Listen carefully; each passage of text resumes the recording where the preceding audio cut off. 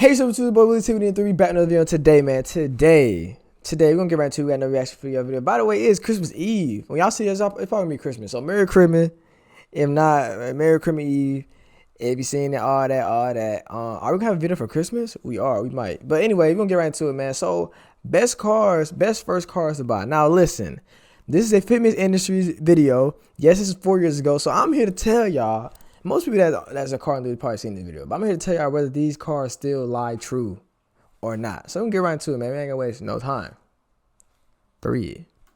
Best first cars to own? No. Unfortunately, it's not going to be all the cool cars. Right. Unfortunately, it's not going to be a Lamborghini Huracan. It's not going to be a Porsche. It's not going to be a Ferrari 458. Because as much as we want to just go buy... Yeah, cause if you want one of the vehicles, you should not be on this. You should not be following me. If you want one of the motherfucking exotic joints, don't follow me, bro. I ain't got none of that.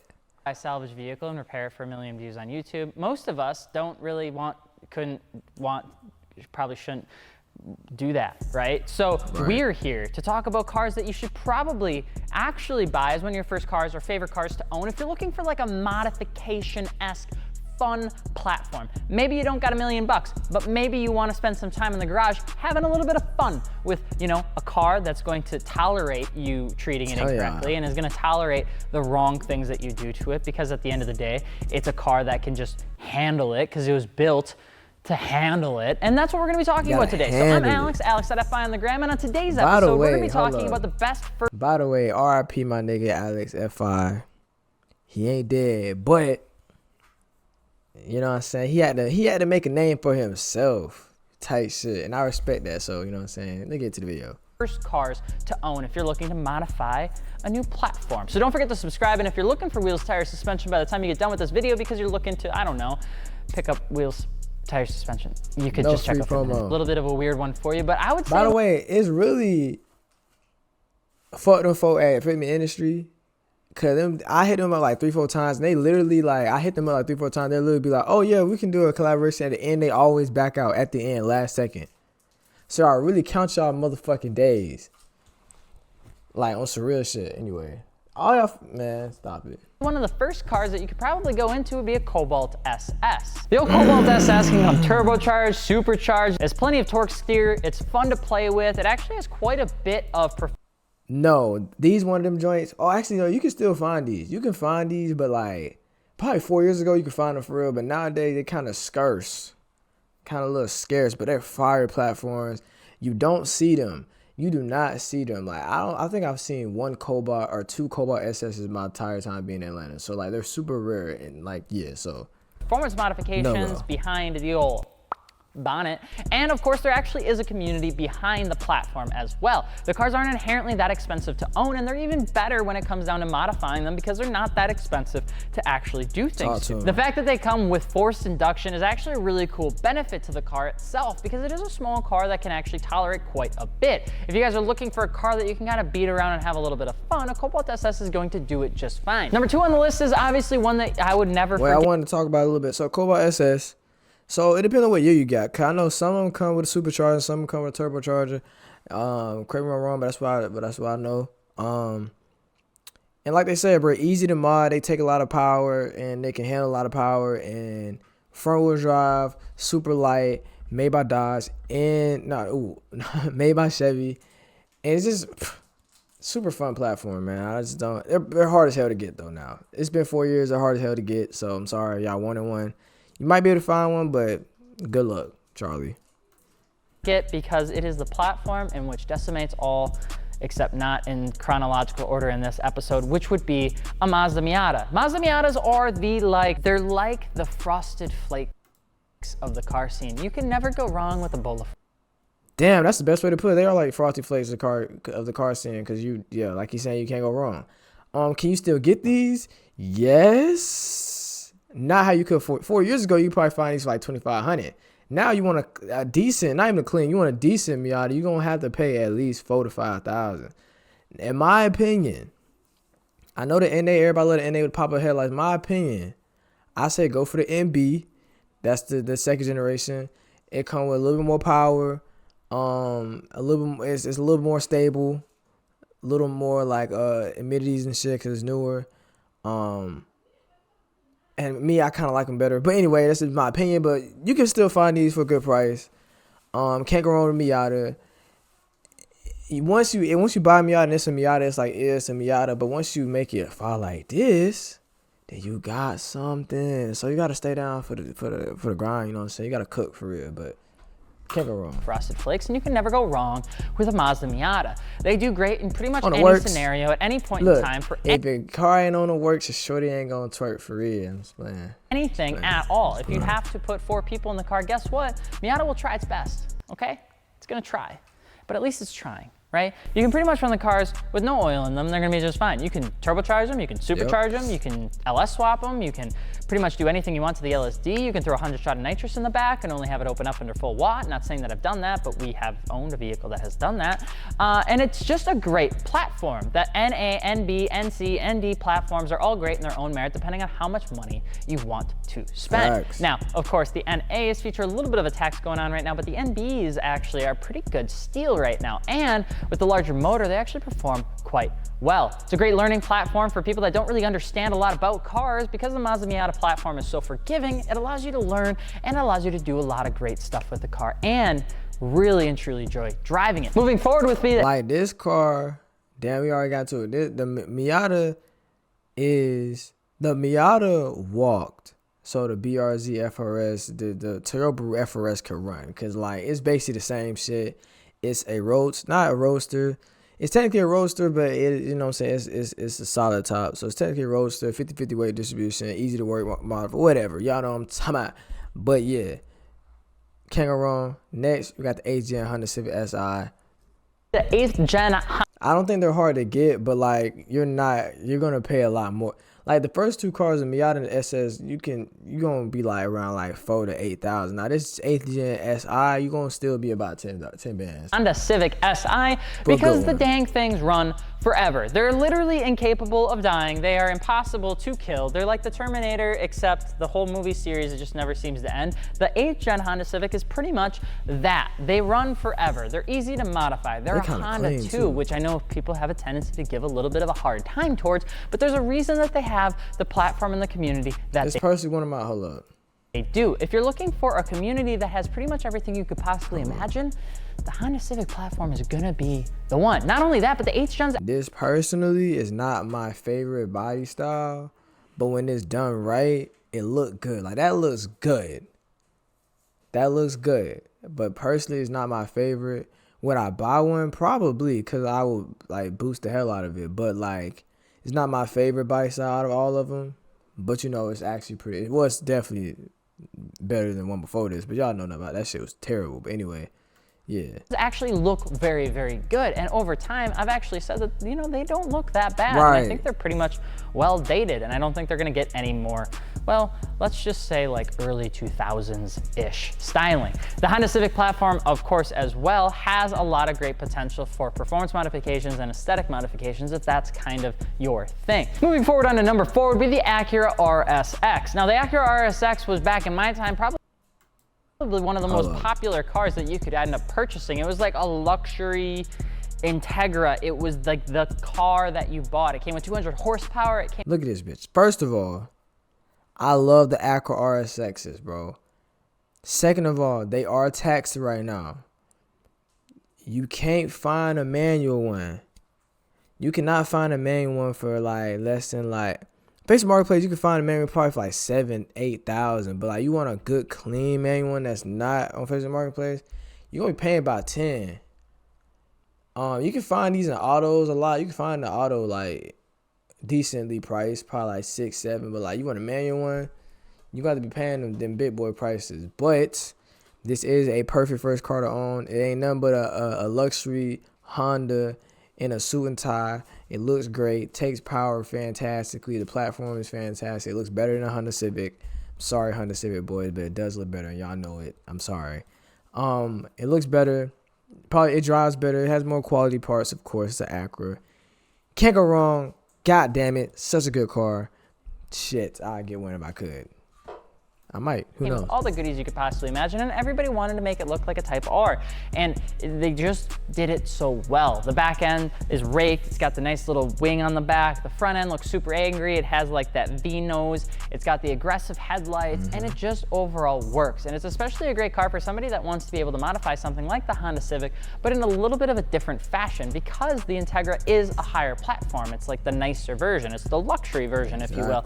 And with that being said, you can make it look just a little bit better, in my opinion, than some of your 8th gen Civics. Back in the day, I used to see those things run on drag strips all day long and then get daily driven back home. They have a tendency to never blow up and never break, and what more could you want out of it? Damn, that's clean. See, a nice little,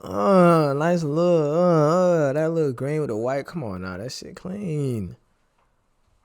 Car that you're trying to modify for this. Hold on, good on gas. Let's get on gas, bro. It's good on gas. Too, that's a good thing. First good car, good on gas. Time, or at least trying to own and beat up a little bit, because guess what, guys, if you're looking to pick up one of these cars, more than likely it's going to be your primary car, and the Integra does make a very great platform for it being your only car. But if you're going into a car just for the sole fact of making sure that you can use it all the time, maybe you have to go do, what's it called, get groceries. Maybe sometimes you have to do the thing, what is it called, where you're like, you have to go to Home Depot and you have to buy yard supplies. Sometimes you end up actually working on your car and you need a place to actually put your drive shaft. It'd be nice if you had 4 doors, which is why a lot of times people end up picking up a Subaru Forester. It's about the closest thing you can get to the best of both. Are these good cars? Yes. Best for cars to own? Yes.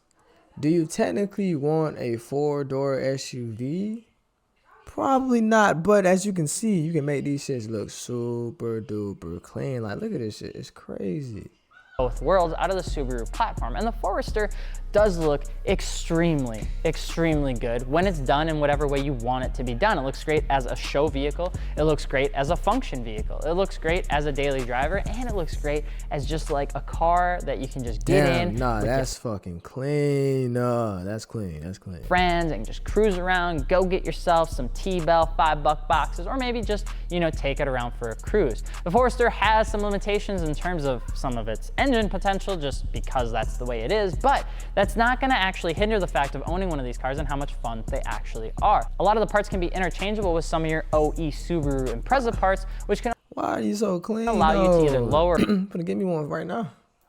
it to more of a car style, or you can actually raise it and throw it into some like Safari RS off-road style things. But the Forester has a little bit of a bro tax going on right now, so you have to find the right one if you're looking to pick one up.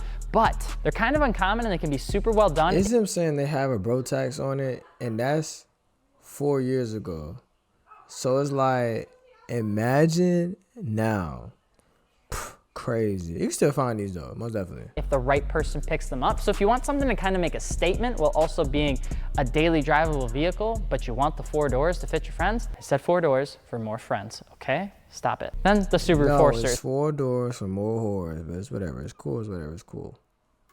It's probably the car for you. Moving into the Euro scene with the Volkswagen Jetta GLI. Now the GLI is super easy to make look good. The European Volkswagen scene is incredibly big. The cars and the parts that you can get. Yes, yes, yes, yes. Now, one thing that all these cars don't have in common, except for the first one, is that the Cobalt SS and this Jetta is force inducted from the factory. So with that being said, tuning is crazy, it's fire. You gotta love it, you can't hate it. If you want a reliable European car that you can tune and daily, definitely Volkswagen is one of them. It's probably not cleaner than the Benz. It's not cleaner than the Benz or BMW, of course, but you still got that tuning potential. You still make it clean like every other car, and yeah, just look at it. Let's get into it, man. Let's talk about it. For them are incredibly affordable, and for the most part, the scene is affordable, practical, 4 doors, more horse, gas mileage, fantastic. All I gotta say, yes. actually not that bad to people that have never actually worked on the cars before. They're one of the few cars, especially coming out of the gate from like the OE factory, that don't look terrible, and they still look like a fun little enthusiastic car that you can buy. And even their entry-level new models aren't exactly the priciest thing in the world. The fact that there are a million of them out there in the world means that a million people have done things to them, which also means that there's a million things of information on them. So the odds of you making a bad purchase are pretty low, because there's gonna be a lot of texts and tips out there for how to maintain your Jetta GLI. Now, the Volkswagen Jetta GLI is a common build, and a lot of people have done the car in the past, but that's not to say that you can't give it your shot and at least daily drive it. Look how clean that shit is. Oh, let's get into it. Well, then a lot of people have done the car in the past, but that's not to say that you can't give it your. That's fucking clean. That color, clean. The wheels that go with it, clean, bro. Look at the LED lights, man. The headlights, bro. Shot and at least daily drive it while you're not enjoying, you know, the old Turbski sounds, or maybe you did break it, now you're sad because you ended up breaking it. But the Volkswagen GLI does handle a little bit of tolerance to people kind of having a tendency to beat it up a little bit, but you got to be nice to it. At least with the maintenance, that is one of those cars where it's great as long as the maintenance is done. And if it's not done, you're gonna want to just maybe like I'm saying, it's one of the most reliable European cars. I didn't say you can buy this bitch and treat it like a Honda Civic or an Acura. It's not worth it. You still got to do your maintenance, still got to hold it down like he's saying, but like, it's the most reliable one for sure. I want to maybe go to the gas station because you've got space. You want to go to a gas station, go to a liquor store. You're going to want to find yourself a nice little bottle of like, hopefully not cheap anything. It's just going to make you feel better, I promise. Next up, we have the 350Z and the G35. Now, they're pretty much the same car. Now, I know some people are going to get mad at that. They're not actually. They're the same. Okay. They're technically not, they're technically the same car. They're just not identical. That's what we want to say. They're the same car, they're just not identical. Same engine, same drivetrain, basically, whatever. Of course, the sedan looks nothing like the coupe, but the coupe is, yeah, I know what I'm saying. Talk to him. Identical in every way. But this is the funnest car on the list. This has got to be one of the funniest cars on the list. Most definitely. Road drive's always going to be funner. It's definitely one of the funniest cars on this list, for sure. Very similar platforms, and they're going to behave very similar depending on what you want to get out of them. But take your pick on the styling and you've got a very, very good car. Now, the VQ motors do get a little bit of flack for their exhaust note, but as a car itself, the 350... I don't give a damn. VQs sound fantastic. Argue with your mama. Don't argue with me. Just don't do it. The argument is not going to be an argument. You're just going to be yelling at yourself. These look extremely well. In fact, they did the wide hip thing back before wide hips were inherently cool. And you can fit some pretty large wheels and tires in the back end without having to go with a wide body or anything like that. The same thing could be said for the G35, depending on if that is more your look. It's a little bit more of a... Let me know right now in the comments, 350Z or G35 Coupe. Me personally, I'm going G35 Coupe. It just looks better to me. That's me personally. 350Z looks fantastic, but G35 got it for me, man. It does. Luxury kind of vehicle counterpart, and it doesn't look half bad. If you just do like a nice VIP look on the Infiniti G35, or if you do like a nice little clean setup for the show for the 350Z, you're gonna be pretty well set up to enjoy the car and have it look good for the gram, or maybe just for you, where there's nothing wrong with that. The biggest thing that you have to remember though is both platforms are going to be rear wheel drive, or at least the ones that we're talking about. Now, the 350Z is gonna be generally a little bit cheaper, and the G35 is gonna be a little bit harder to get parts on. That's gonna save you a buck. Oh, we're talking about now. Now, personally, I think now a 350Z is more expensive than the G35 Coupe.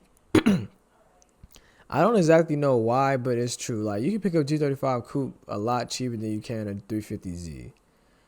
350Zs are, in fact, I believe, going to age weller than G35 Coupes, but the G35 Coupe is just as good. But, like, yeah, you can find a 350Z for more now. Well, you can find G35 Coupe cheaper now than 350Z. So we naturally lean towards the 350Z just because of the platform and the community that's behind it.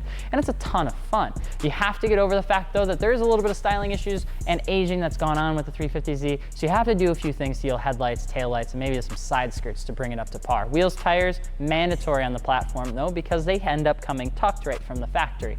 Just a tip, great car if you're looking to get something that's gonna feel sporty, a little bit bigger than a Mazda Miata, a little bit more powerful than a Mazda Miata, but still allows you to go with a little bit more of a showy setup. And last, but certainly not least, is a car that not a lot of people anticipate, but is one that we have a tendency to absolutely love. the Fiesta ST. Now the Fiesta boys we've talked Let's about. get right into this motherfucker right here. I didn't think they was gonna bring this motherfucker. I didn't think they was gonna bring this car up. This is definitely one of those like underrated cars. It's definitely one of those underrated cars that people really don't know about. And they kind of don't want to get. But to be honest, if you just don't mind it being like tiny, you can still make things look good. Like, first of all, it is a Ford Fiesta ST. It comes with a 1.6 liter turbocharged engine. It is the little brother of the Ford Focus ST. It is little. It's a Ford Fiesta. It's a Ford Fiesta. It's small. But man, you do full bolt-on, upgraded turbos, E85, you are shitting on anything on the road because these cars are so light and they're so small. But I think they're good cars. I wouldn't buy one personally because it's too small for me. I don't like how it looks, but you can make this thing look fantastic. But me personally, I would choose the Focus over the Fiesta only because I just don't like cars that small.